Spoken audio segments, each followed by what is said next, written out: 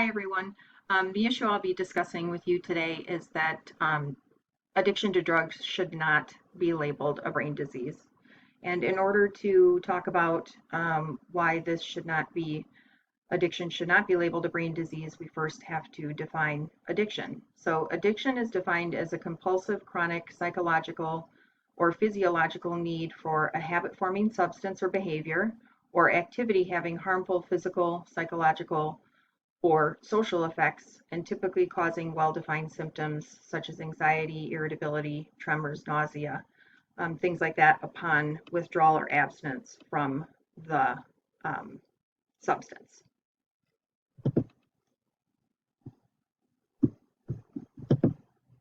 Challenges associated with drug abuse being labeled as a brain disease um, are the notion that addiction to drugs is a brain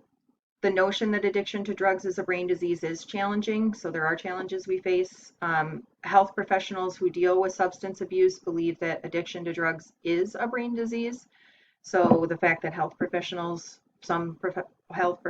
do believe that, that's a problem. And such notions have become famous through national publications, science journals, and media outlets. And this is a challenge that the public or that we face trying to determine if being addicted to drugs is a brain disease or an individual choice, especially families who have an addict that they know or friends that have addicts that they know. It's very difficult to determine why these people might be doing what they're doing. The notion that addiction to drugs is a brain disease undeniably reduces the stigma that's associated with addicted individuals. Um, so we can understand that if it is labeled as a brain disease, then there's not so much of a stigma associated with it. But the question there is that really our end goal? Are we trying to save the addict's feelings or are we trying to save the addict's lives? And this is why the debate continues among the community and stakeholders when trying to treat the addict or addiction itself. Drug addiction is a behavioral condition, not a mental condition. So researchers have shown that people who use drugs like heroin and cocaine are not mentally affected, but behaviorally affected. Therefore, substance ingestion should not be posed as a brain disease, but a behavioral problem.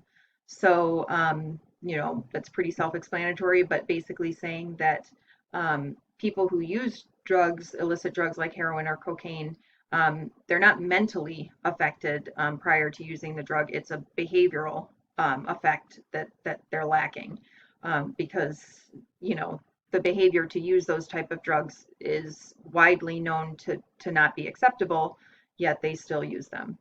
So according to Davies in his book, addiction is not a brain disease. The issue of addiction is linked to an individual's biological determinism, determinism and responsibility. So when a person is hooked on drugs or smoking, the main cause of brain damage is different, and that drugs and smoking can take over a person's life and cause brain damage, but the brain damage is not present before the use of the drugs.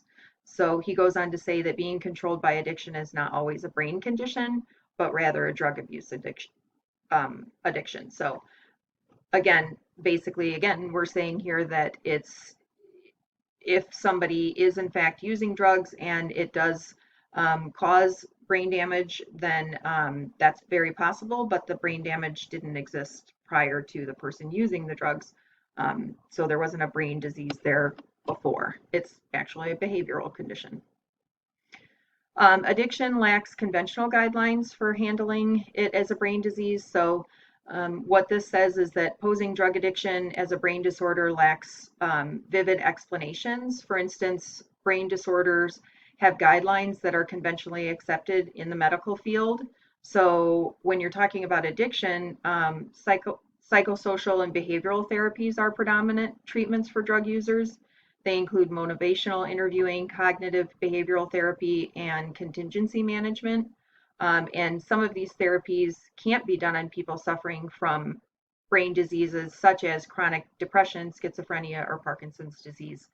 These brain diseases require medical intervention, including specially prescribed medications. So what they're saying here is that, you know, in order to label it a brain disease, addiction a brain disease, then you're also comparing it to things like schizophrenia or Parkinson's disease, which we all know is not the choice of a person to have these sort of brain disorders or brain diseases. So it lacks conventional guidelines that go along with other medical brain disease conditions. Dysfunction is a neural pathway. Dysfunction in a neural pathway cannot cause a brain disorder. So allegations that addiction is characterized as a brain disease due to dysfunctions in some neural pathway is disputable. Something would only be considered a brain disease when a neural dysfunction can cause impairment. So humans as well as other organisms engage in behaviors that are rewarding. The pleasurable feelings provide positive reinforcement so that the behavior is repeated. And there are natural rewards as well as artificial rewards, such as drugs, and that we all have the reward system in our brain that is activated. And when it is, dopamine is released and a pleasure sensation is achieved.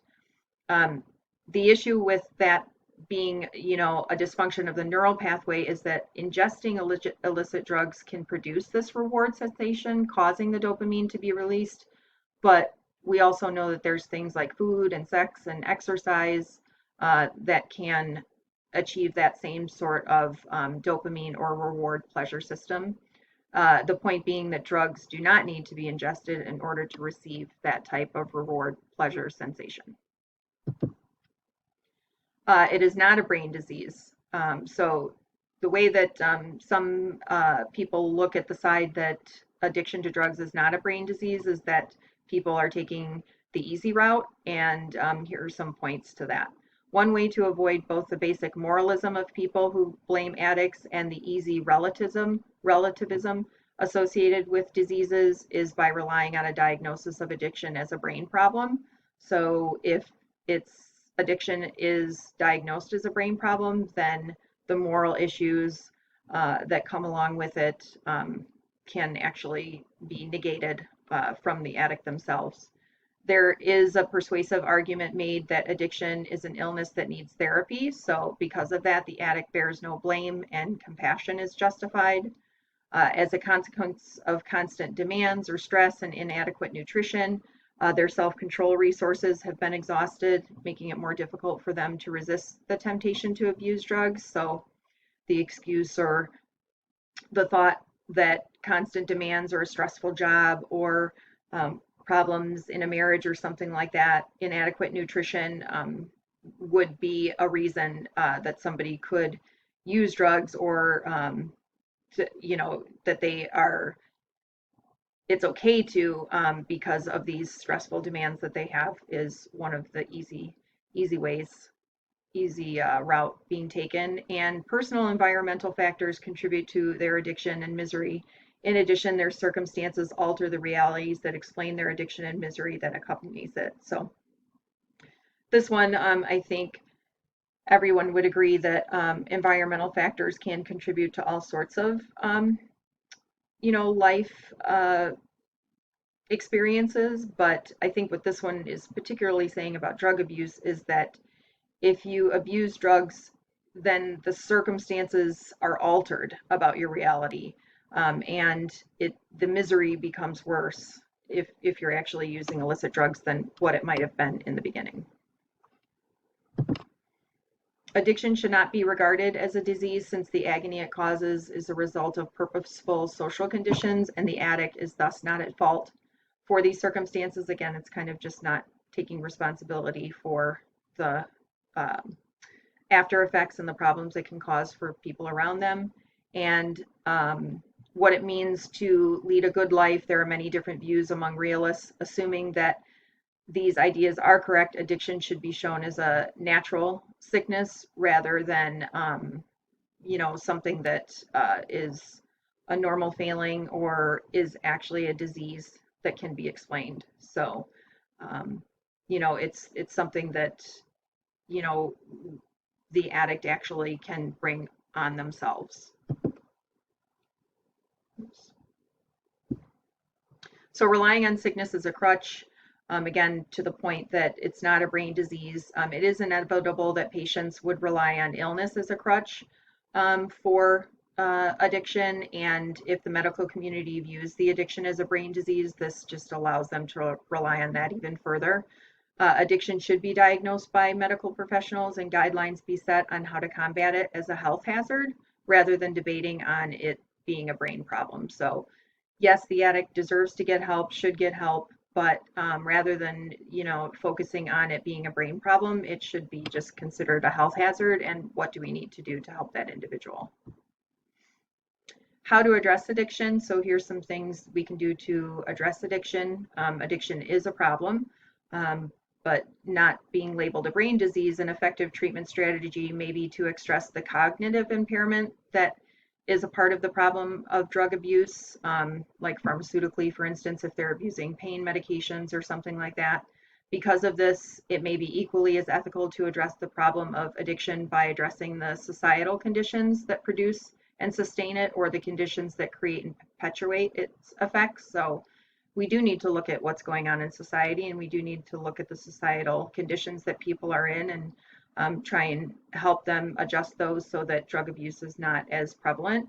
And we must go beyond the addicted individual and their brain if we are to fully comprehend and successfully respond to that addiction. So addicts don't become addicts because they necessarily want to become addicts. They do make a choice to use the drug, but we should look at their socioeconomic factors, and if as a community, a medical community, and as just a community itself, we should look at all of the factors that contribute to it.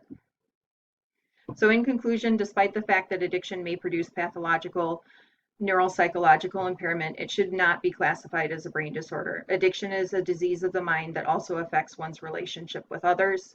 Neuroscientists and others who empathize with them have erroneously attributed to some of the symptoms and features of the disease and the sickness itself. And there is convincing evidence that addiction is frequently an illness regardless of one's perspective and view. It is not necessarily for patients to embrace the neuroscientists' disputed moral notion of addiction in order to benefit from the treatment of addiction, so not to use it as a crutch. And even if the disorder judgments are considered to be normal, it is possible to position the addict in a broader societal environment that would allow them to thrive normally. So we can help addicts that may have made it a choice to be addicted to drugs choose a better pathway. Thank you.